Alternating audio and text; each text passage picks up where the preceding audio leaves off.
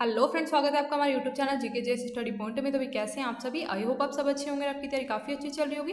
तो भी आज हम आपके लिए लेकर के आ गए हैं दिल्ली पुलिस एग्जाम के लिए जीके जीएस प्रैक्टिस सेट जो कि मोस्ट इंपोर्टेंट आपके एग्जाम के लिए रहने वाला है। तो भाई एक एक क्वेश्चन सिलेक्टेड प्रीवियस पेपर में काफ़ी बार पूछे जा चुके हैं और जो भी क्वेश्चन आपको करवाए जा रहे हैं, ठीक है, वो सभी क्वेश्चन एडीक्यूटी जो कि आपका एग्जाम कंडक्ट कराएगी इस बार, ठीक है, उसके आधार पर रखे गए हैं। तो भाई प्लीज़ एक एक क्वेश्चन को नोट डाउन करते चलिएगा और वीडियो को लास्ट तक वॉच कीजिएगा क्योंकि काफ़ी इंपॉर्टेंट आपके लिए रहने वाली है। और अगर चैनल पर नए हैं, डेली प्रैक्टिस सेट को अटेम्प्ट करने के लिए हमारे चैनल को सब्सक्राइब करके बेल आइकन को जरूर से प्रेस कर दीजिएगा और वीडियो अच्छी लगे तो वीडियो को लाइक एंड ज़्यादा से ज़्यादा शेयर भी कर दीजिएगा, ठीक है। तो देख लेते हैं आज का फर्स्ट क्वेश्चन।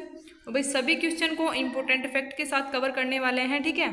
तो भाई बात कर लेते हैं उस प्रसिद्ध लेखक का क्या नाम है जिसकी पुस्तक 2 Years and Months and 28 Nights है, ठीक है। तो भाई बात कर लेते हैं इस पुस्तक की, तो इसके लेखक कौन है, ठीक है। पुस्तक का नाम देख लीजिएगा आप, 2 Years and Months and 28 Nights, ठीक है। तो ऑप्शन नंबर आपका हो जाएगा ए, ठीक है। सलमान रुश्दी जो हैं इन्होंने इस पुस्तक की रचना की है 2 Years and Months and 28 Nights की, ठीक है। तो भाई ये काफ़ी बार पूछी गई है और इनकी सलमान रुश्दी की बात करें तो इनका जो सबसे पहला उपन्यास था, तो भाई ये भी पूछा जाता है, सबसे पहला उपन्यास था ग्रिम्स, ठीक है। क्या था? ग्रिम्स इनका पहला उपन्यास था 1975, ठीक है, 1975 में जिसको प्रकाशित किया गया था इनके द्वारा। और बात कर लेते हैं 1981 में इनका एक दूसरा उपन्यास, दूसरी पुस्तक मिडनाइट चिल्ड्रन नामक इनकी एक पुस्तक थी, ठीक है, जो कि कब आई थी? जो आई थी 1981 में और इसके लिए इनको मिला था बुकर पुरस्कार, ठीक है। तो भाई ये पॉइंट आप नोट डाउन कर लीजिएगा। इनकी 3 पुस्तक हमने देख ली हैं, 2 Years and Months and 28 Nights। बात कर लेते हैं, एक हो गया आपका ग्रिम्स उपन्यास 1975 में प्रकाशित हुआ, मिडनाइट चिल्ड्रन 1981 में प्रकाशित हुई और 1981 में ही इनको मिडनाइट चिल्ड्रन के लिए बुकर पुरस्कार दिया गया, ठीक है। तो भाई नोट डाउन कर लीजिएगा। बढ़ते हैं नेक्स्ट क्वेश्चन की ओर। विक्टोरिया झील निम्न में से किस देश में स्थित है? तो भाई बात करें विक्टोरिया झील जो है यह किस देश में स्थित है? तो भाई 3 देशों में स्थित है विक्टोरिया झील जो है, जो कौन से हो जाएंगे आपके? तंजानिया, युगांडा और केन्या, ठीक है। ऑप्शन बी आपका राइट आंसर हो जाएगा, तंजानिया, युगांडा और केन्या, ठीक है। तो इन तीनों ही देशों में क्या है? विक्टोरिया झील स्थित है। और बात करें विक्टोरिया झील की, तो भाई विक्टोरिया झील जो है अफ्रीका की सबसे बड़ी झील है। और बात करें भाई दुनिया मीठे पानी की दूसरी झील है, ठीक है, दुनिया की मीठे पानी की दूसरी झील है विक्टोरिया झील जो है, ठीक है। तो इन पॉइंट को भी आप नोट डाउन कर लीजिएगा। बढ़ते हैं नेक्स्ट क्वेश्चन की ओर। किस भारतीय राज्य के मुख्यमंत्री बनने वाली पहली महिला कौन थी? तो भाई किसी भारतीय राज्य की मुख्यमंत्री बनने वाली पहली भारतीय महिला की बात करें तो ऑप्शन बी हो जाएगा सुचेता कृपलानी, जो कि उत्तर प्रदेश की पहली महिला मुख्यमंत्री बनी थी, ठीक है, जो भारत देश की पहली महिला मुख्यमंत्री थी और बनी थी उत्तर प्रदेश राज्य की मुख्यमंत्री, ठीक है। बढ़ते हैं नेक्स्ट क्वेश्चन की ओर। तराइन का प्रथम युद्ध किसने जीता था? तो भाई बात करें तराइन का जो प्रथम युद्ध था यह जीता था पृथ्वीराज चौहान ने, ऑप्शन सी राइट आंसर हो जाएगा। और जिसमें जीत भी हुई थी किसकी? पृथ्वीराज चौहान की, ठीक है। हुआ था किसके बीच? तो भाई पृथ्वीराज चौहान और मोहम्मद गौरी के बीच तराइन का प्रथम युद्ध हुआ था, ठीक है, और 1191 में हुआ था, ये भी आप नोट डाउन कर लीजिएगा। और अगर बात करें तराइन का द्वितीय युद्ध, ठीक है, तो तराइन का जो द्वितीय युद्ध है यह हुआ था 1192 में, ठीक है, ये भी पृथ्वीराज चौहान और मोहम्मद गौरी के बीच हुआ था, जिसमें मोहम्मद गौरी की जीत हुई थी, ठीक है। दूसरे में किसकी हुई थी? मोहम्मद गौरी की। और प्रथम युद्ध में हुई थी पृथ्वीराज चौहान की जीत। तो भाई ये पॉइंट भी आप नोट डाउन कर लीजिएगा। बढ़ते हैं नेक्स्ट क्वेश्चन की ओर।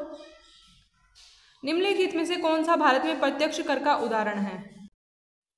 तो भाई बात करें वस्तु एवं सेवा कर, उत्पाद शुल्क, कॉर्पोरेट आयकर या फिर सीमा शुल्क, तो भाई इनमें से क्या कौन सा हो जाएगा आपका? प्रत्यक्ष कर। तो प्रत्यक्ष कर की बात करें तो कॉर्पोरेट आयकर हो जाएगा, ठीक है, ऑप्शन सी आपका राइट आंसर हो जाएगा। बढ़ते हैं नेक्स्ट क्वेश्चन की ओर। खेलो इंडिया पैरा गेम्स 2023 का आधिकारिक शुभंकर क्या था? तो भाई 2023 की बात की गई, ठीक है, पैरा गेम्स 2023 जो हुए थे उनका आधिकारिक शुभंकर क्या था? गोरैया, ठीक है, ऑप्शन सी आपका राइट आंसर हो जाएगा। और बात करें तो भाई जो पैरा गेम्स 2023 था तो इसको 10 से 17 सितंबर के बीच में, ठीक है, 10 से 17 दिसंबर के बीच में इसको कंडक्ट किया गया था नई दिल्ली में, ठीक है, दिल्ली में इसको कंडक्ट किया गया। और अगर बात करें इसमें हरियाणा ने प्रथम स्थान प्राप्त किया था, ठीक है, हरियाणा ने प्रथम स्थान प्राप्त किया था और 105 पदक कुल जीते थे। ठीक है, कितने? कुल 105 पदक जीते थे। तो भाई पढ़ते हैं नेक्स्ट क्वेश्चन की ओर, और आप एक एक पॉइंट को प्लीज़ नोट डाउन करते चलिएगा। ठीक है, क्योंकि ये इस टाइप के भी डायरेक्ट क्वेश्चन आपके एग्जाम में पूछे जाते हैं और कई बार पूछे जा चुके हैं। तो भाई प्लीज़ उन्हीं क्वेश्चन को रखा गया है क्लास में। और देखो, वीडियो अच्छी लगे तो भाई वीडियो को लाइक और ज़्यादा से ज़्यादा शेयर भी जरूर से कर दीजिएगा। ठीक है, तो भाई बात कर लेते हैं भारत की संसद में शामिल है। तो भारत की जो संसद है इसमें क्या क्या शामिल है? तो भाई भारत की संसद में राष्ट्रपति, लोकसभा और राज्यसभा। ठीक है, तो इन तीनों को मिलाकर ही क्या है? भारतीय संसद का निर्माण हुआ है। बात कर लेते हैं राष्ट्रपति की। तो भाई राष्ट्रपति का जो वर्णन किया गया है आर्टिकल 52 में किया गया है। ठीक है, बात करें लोकसभा की तो भाई लोकसभा का जो वर्णन किया गया है आर्टिकल 81 में किया गया है। और बात करें राज्यसभा की तो भाई राज्यसभा का जो वर्णन किया गया है या फिर उनका जो प्रावधान किया गया है तो आर्टिकल 80 में किया गया है। ठीक है, तो ये पॉइंट भी आप नोट डाउन कर लीजिएगा। डायरेक्ट क्वेश्चन आपसे पूछ लिया जाएगा कि भाई राष्ट्रपति का जो पद का वर्णन है या फिर उनके पद का प्रावधान है तो किस आर्टिकल में किया गया है। ठीक है, किस अनुच्छेद में किया गया है? तो भाई आर्टिकल 52 में किया गया है। ठीक है, तो इसी टाइप से क्वेश्चन भी पूछे जाते हैं, आप प्लीज़ नोट डाउन कर लीजिएगा। बढ़ते हैं नेक्स्ट क्वेश्चन की ओर। भारत के संविधान में संशोधन करने के लिए संसद की शक्ति का वर्णन किया गया है। तो भाई बात करें भारतीय संविधान में संशोधन करने के लिए जो शक्ति का वर्णन किया गया है तो भाई किया गया है अनुच्छेद 368 में। ऑप्शन सी आपका राइट आंसर हो जाएगा। और अगर बात कर लेते हैं तो भाई इसको किस देश की संविधान से लिया गया है, तो किस देश के संविधान से लिया गया है? इसको लिया गया है साउथ अफ्रीका के संविधान से। और बात कर लेते हैं भाई भारत में किस भाग के अंतर्गत रखा गया है? तो भाई भाग 20 के अंतर्गत रखा गया है संविधान संशोधन को। ठीक है, ये भाग भी काफ़ी बार पूछा जाता है आपसे। बढ़ते हैं नेक्स्ट क्वेश्चन की ओर। तापमान बढ़ने पर चालक के प्रतिरोध पर क्या प्रभाव पड़ता है? तो भाई बात करें तापमान के बढ़ने पर चालक के प्रतिरोध पर जो प्रभाव पड़ता है तो क्या प्रभाव पड़ता है? तो भाई यह बढ़ता है। ठीक है, प्रभाव बढ़ जाता है। तापमान के बढ़ने पर चालक के प्रतिरोध का प्रभाव जो होता है वह भी बढ़ जाता है। तो ऑप्शन ए आपका राइट आंसर हो जाएगा। बढ़ते हैं नेक्स्ट क्वेश्चन की ओर।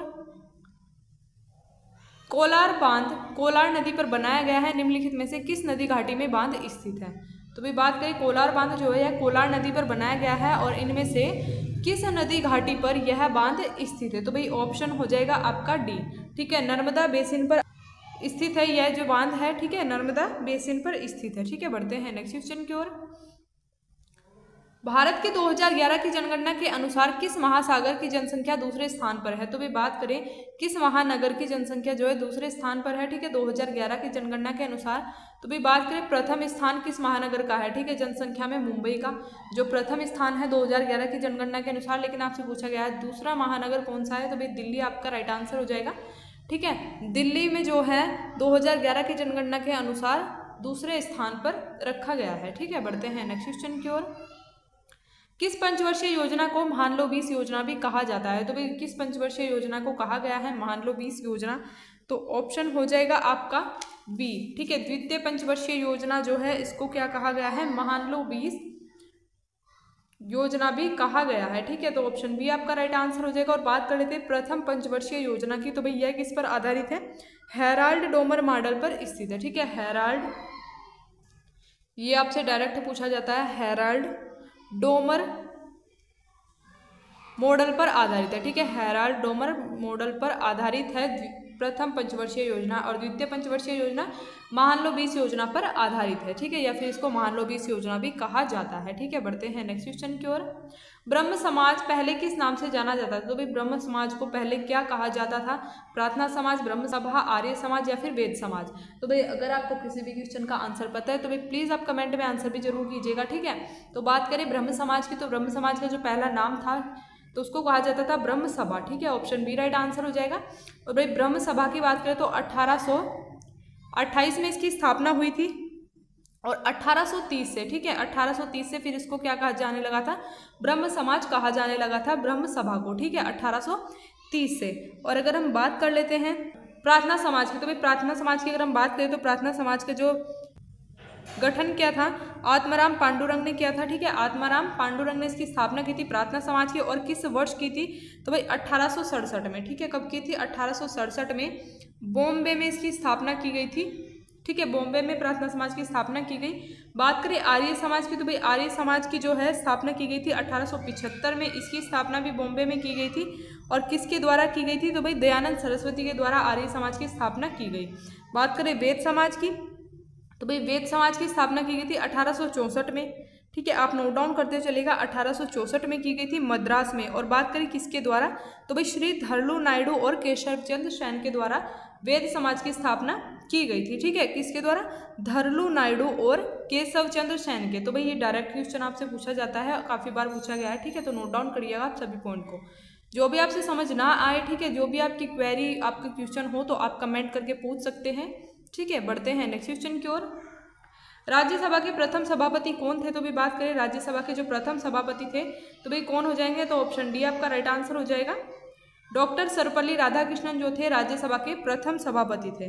तो भाई राज्यसभा के बारे में अगर हम थोड़ी सी बात कर लेते हैं यहाँ पे, तो राज्यसभा को जो प्रावधान किया गया है आर्टिकल 81 में, जैसा कि हम पहले भी बता चुके हैं आपको। और राज्यसभा कैसा सदन है ये भी पूछा जाता है। तो भाई राज्यसभा जो है उच्च सदन है, ठीक है, उच्च सदन है राज्यसभा। और राज्यसभा को कभी स्थगित नहीं किया, भंग नहीं किया जा सकता है राज्यसभा को। तो भाई राज्यसभा को कभी भंग नहीं किया जा सकता है, एक ये भी पॉइंट है, आपसे पूछा जा सकता है, ठीक है। राज्यसभा को कभी भंग नहीं किया जा सकता, सत्रावसन या फिर स्थगित किया जा सकता है, ठीक है, राज्यसभा को, लेकिन भंग नहीं किया जा सकता। और अगर बात करें लोकसभा की, तो भाई लोकसभा को भंग किया जा सकता है, ठीक है। तो ये आप नोट डाउन कर लीजिएगा। बढ़ते हैं नेक्स्ट क्वेश्चन की ओर। असम के महान वैष्णव संत और सुधारक ने किस शास्त्रीय नृत्य की शुरुआत की, तो भी बात करें असम के महान वैष्णव संत और सुधारक या फिर समाज सुधारक ने किस शास्त्रीय नृत्य की शुरुआत की थी, तो भी बात करें ऑप्शन नंबर आपका हो जाएगा सी, ठीक है। सत्रिया की शास्त्रीय नृत्य की शुरुआत की गई थी असम के महान वैष्णव संत द्वारा, ठीक है। और अगर हम बात कर लेते हैं कथक की, तो भाई कथक हो जाएगा उत्तर प्रदेश से संबंधित शास्त्रीय नृत्य, ठीक है, उत्तर प्रदेश से संबंधित। बात कर लेते हैं ओडिशा की, तो यह ओडिशा से संबंधित है। और अगर हम बात कर लेते हैं कुचिपुड़ी, तो भाई कुचिपुड़ी हो जाएगा आपका आंध्र प्रदेश का, ठीक है, आंध्र प्रदेश का शास्त्रीय नृत्य। तो भाई ये भी नोट डाउन कर लीजिएगा। बढ़ते हैं नेक्स्ट क्वेश्चन की ओर।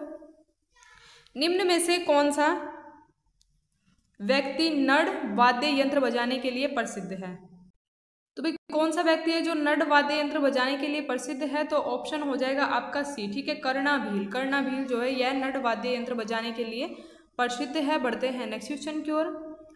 एक कार्ड एक राशन कार्ड योजना शुरू करने का उद्देश्य, तो भाई एक कार्ड एक राशन कार्ड योजना शुरू करने का उद्देश्य की बात करें तो ऑप्शन हो जाएगा आपका बी, सब्सिडी वाले खाद्यान्न सार्वभौमिक पहुंच प्रदान करना, ठीक है, सब्सिडी वाले खाद्यान्न को सार्वभौमिक पहुंच प्रदान करना, ठीक है। देख लेते हैं नेक्स्ट क्वेश्चन। किस क्रिकेटर ने आत्मकथा believe white life and cricket taught me लिखी है, तो भाई बात करें किस क्रिकेटर ने आत्मकथा believe white life and cricket taught me लिखी है, तो भाई ऑप्शन हो जाएगा डी, ठीक है, सुरेश रैना द्वारा लिखी गई है, ठीक है। बढ़ते हैं नेक्स्ट क्वेश्चन की ओर।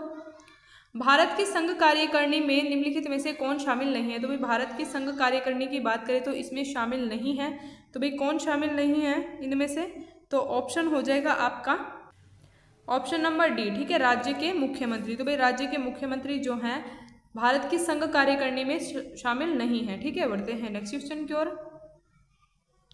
भारतीय संविधान का कौन सा अनुच्छेद संघ की कार्यकारिणी शक्तियों से संबंधित है, तो भाई भारतीय संविधान का कौन सा अनुच्छेद है जो संघ की कार्यकारिणी शक्तियों से संबंधित है, तो भाई ऑप्शन हो जाएगा आपका ऑप्शन नंबर ए, ठीक है, अनुच्छेद 53 जो है यह भारतीय संविधान के कार्यकारी शक्तियों से संबंधित है, ठीक है। बढ़ते हैं नेक्स्ट क्वेश्चन की ओर।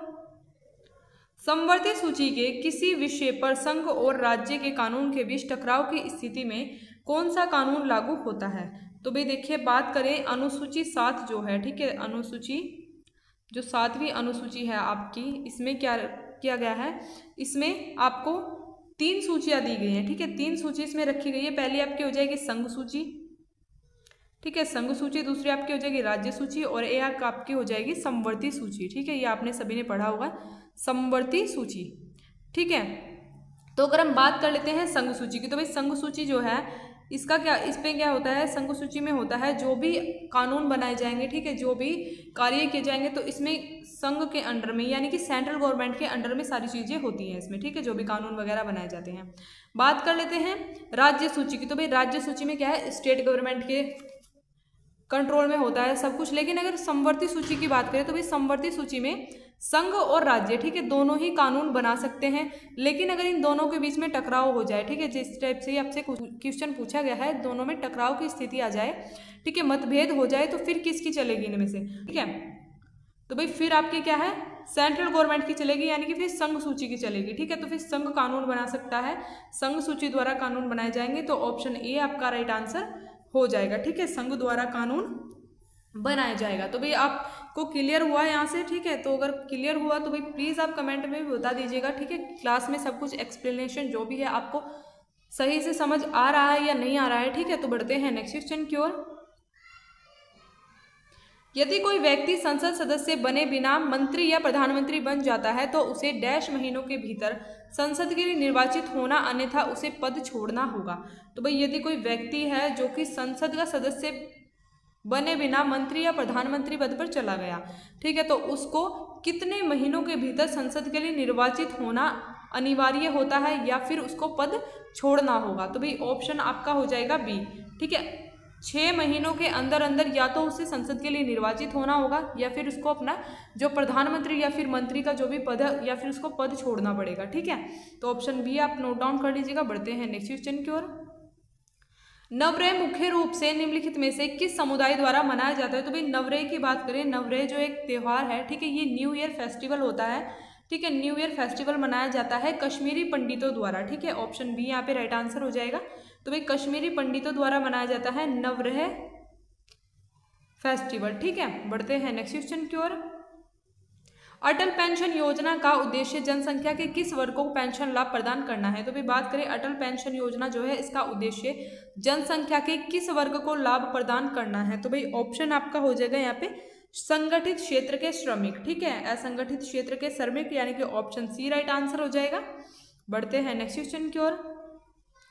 खुशी सूचकांक मुख्यतः क्या मापता है। तो भाई हैप्पी इंडेक्स की बात की जा रही है। हैप्पी इंडेक्स जो है ये क्वेश्चन आपसे अभी पूछा गया है, जो एसएससी में फेज 30 का जो एग्जाम हुआ है, ठीक है, उससे भी हमने आज कई क्वेश्चन आज की क्लास में रखे हैं। अगर आपने एग्जाम क्वेश्चन पेपर देखा है तो भाई आपको पता लगा होगा, ठीक है, तो वहाँ से भी रखे हैं क्योंकि इंपॉर्टेंट क्वेश्चन है और स्टैटिक जीके में आपसे इसी टाइप के क्वेश्चन रिपीट होकर के पूछे जाते हैं। तो भाई ये क्वेश्चन भी मोस्ट इंपॉर्टेंट है, ठीक है, आपसे करंट में भी इस टाइप से पूछा जा सकता है कि खुशी सूचकांक या फिर हैप्पी इंडेक्स में प्रथम स्थान किस देश ने हासिल किया या फिर भारत ने कौन सा स्थान हासिल किया है, ठीक है, तो ये भी अभी बात करेंगे हम। तो भाई खुशी सूचकांक की बात करें तो मुख्यतः क्या मापता है। तो भाई व्यक्तिपरक कल्याण, ठीक है, कि किसी देश में या फिर कहीं पे भी कितने लोगों का कल्याण है, यानी कि वह कितने लोग खुश हैं। तो भाई खुश होंगे तो यानी कि उनका जो कल्याण है, जो उनका जो भी वो चाहते हैं, तो वो सब अच्छे से हो रहा है, ठीक है, शांतिपूर्ण तरीके से सब कुछ अच्छे से हो रहा है। तो भाई आपका सी आंसर हो जाएगा। व्यक्तिपरक कल्याण को यह मापा जाता है खुशी सूचकांक में, ठीक है।